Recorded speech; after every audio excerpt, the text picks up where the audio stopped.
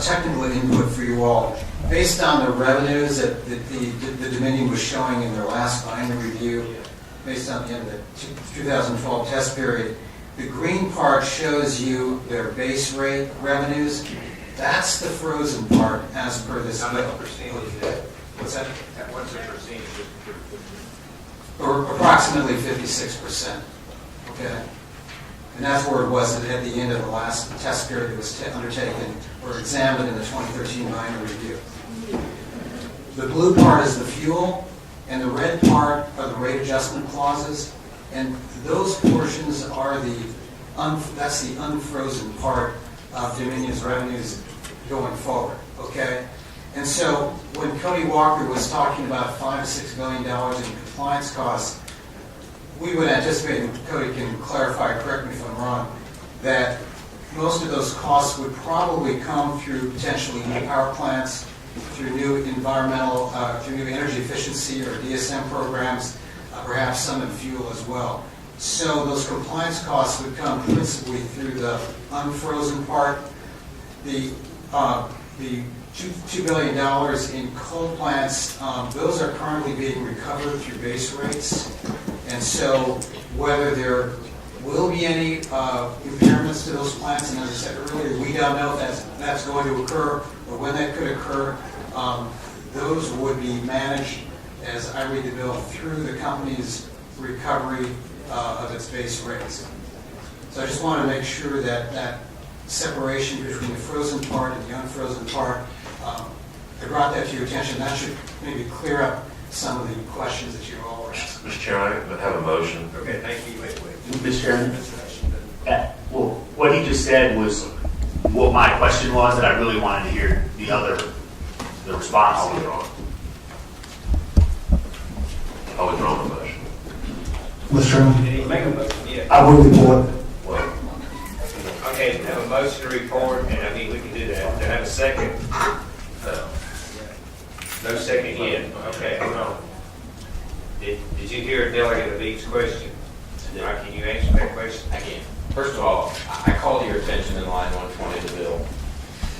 First of all, it says during the transitional period, any plant impairments associated with this issue will be borne by the Dominion shareholders. That is the intent of this whole piece.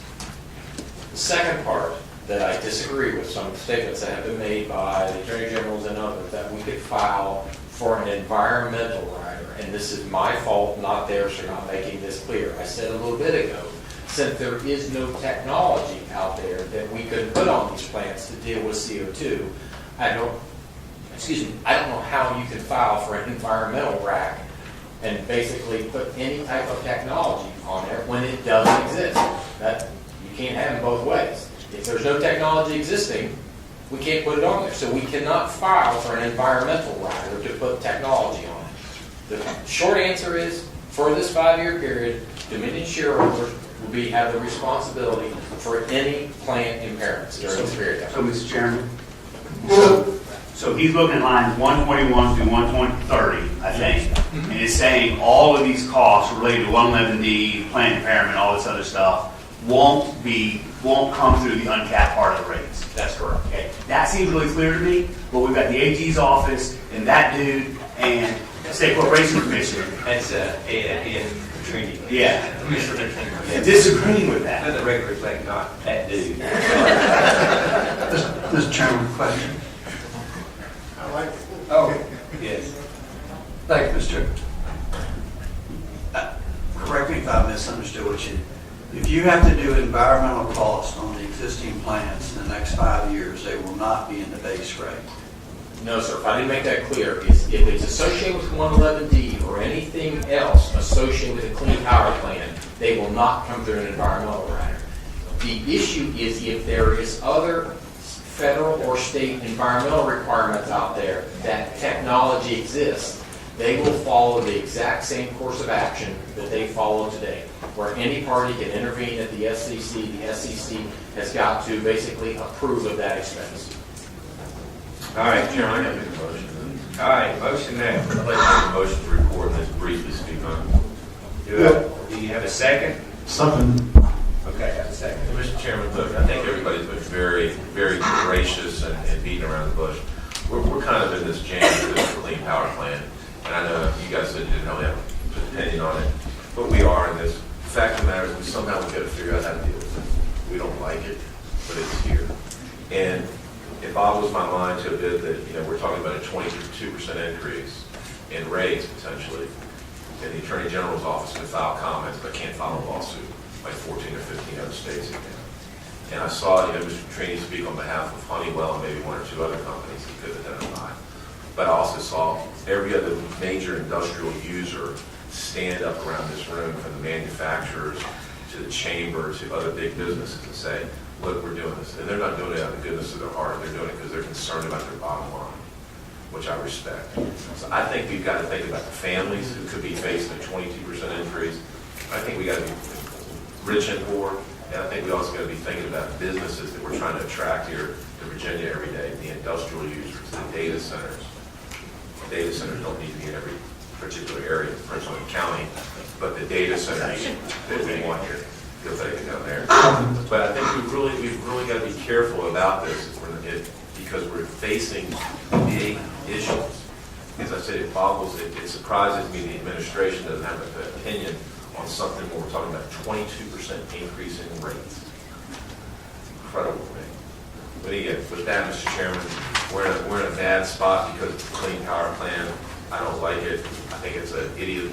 It's driven by ideology, but we've got to deal with it today, and I hope we can report this. Delegate Ware, Thank you, Mr. Chairman. In reflecting on this bill, and it's been a difficult one to reflect on, I think there are several competing truths that come into play. The first one, boiled down, is Virginia treated fairly under the proposed 111D carbon emission rules from the EPA? I think the answer to that is manifestly no. We are not treated fairly. Second question that follows from that, is this the right answer to it? Should the Virginia General Assembly, in its state regulatory process, take off some of the oversight that the State Corporation Commission is able to address? And I think the answer to that is also no.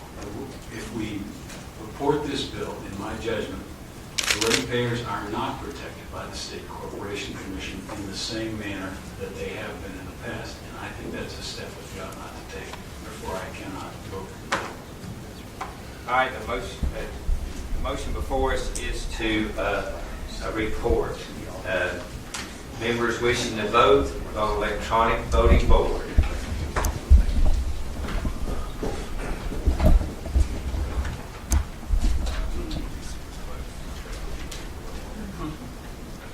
Clerk will close the roll. House Bill 30.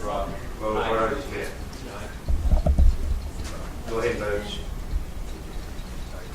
Okay, sorry, yeah, we'll vote. What was the vote? Vote aye. Aye. Okay, 14-7. And I want to thank y'all for walking us through it, learned a lot, and I appreciate that. We have another same bill, Senate Bill 881, same as with Posse.